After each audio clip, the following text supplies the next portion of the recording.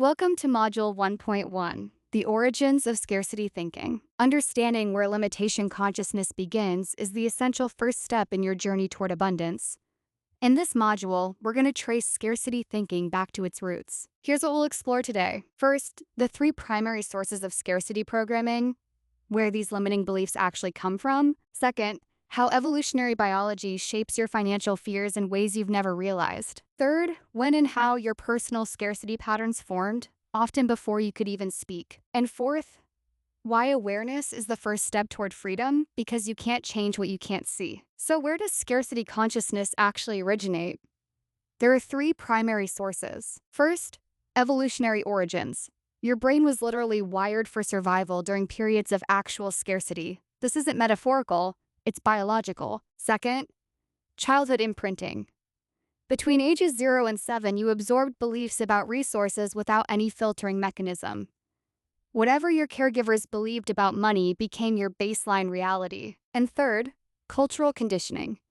Society's messages about not enough have been reinforcing your scarcity patterns since before you can remember. Let's start with evolution because this explains so much of why abundance can feel so difficult. Your brain has something called the negativity bias.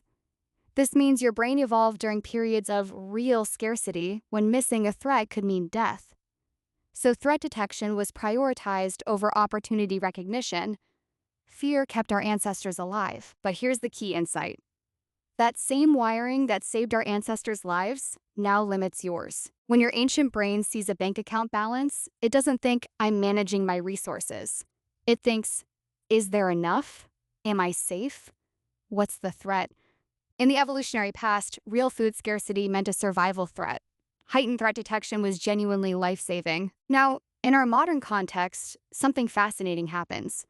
Perceived financial scarcity triggers those same ancient threat circuits. Your brain can't tell the difference between, I might not make rent, and there's a predator in the bushes. This is why financial stress feels so visceral, so overwhelming. It's not just about money.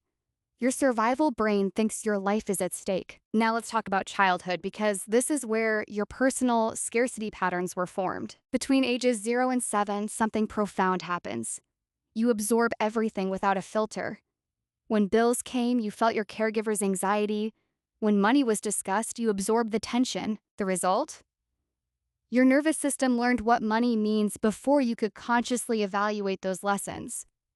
These patterns operate below awareness, which is why they feel like truth rather than learned programming. And then there's culture, the messages that surround you constantly, reinforcing your scarcity patterns. Education systems often use scarcity-based grading and promote competition over collaboration. Media bombards you with limited time offers and constant urgency. Economic systems are literally designed to create and maintain perceived scarcity. And religious or spiritual frameworks sometimes create beliefs that link wealth with unworthiness. Here's why breaking free can feel so difficult. You literally cannot see the water you swim in. These patterns feel like reality because they developed before you had conscious awareness. Everyone around you shares similar programming. They're reinforced thousands of times daily, and they operate automatically outside your awareness. The key point? Recognizing the pattern is the first step to changing it. Once you see that scarcity is a constructed lens, not objective reality, everything shifts. Remember, scarcity thinking has specific, understandable origins. It's not random, and it's not your fault. Your patterns are adaptations, not personal failures. They developed for legitimate reasons, they just no longer serve you. Awareness creates space for new choices. Simply seeing these patterns begins to loosen their grip. Your daily practice this week: start a scarcity awareness journal. Simply notice when scarcity thoughts arise. Don't judge them, don't try to change them, just track them. Coming next, Module 1.2, where we'll dive deeper into childhood imprints and cultural programming, how your unique scarcity patterns were formed,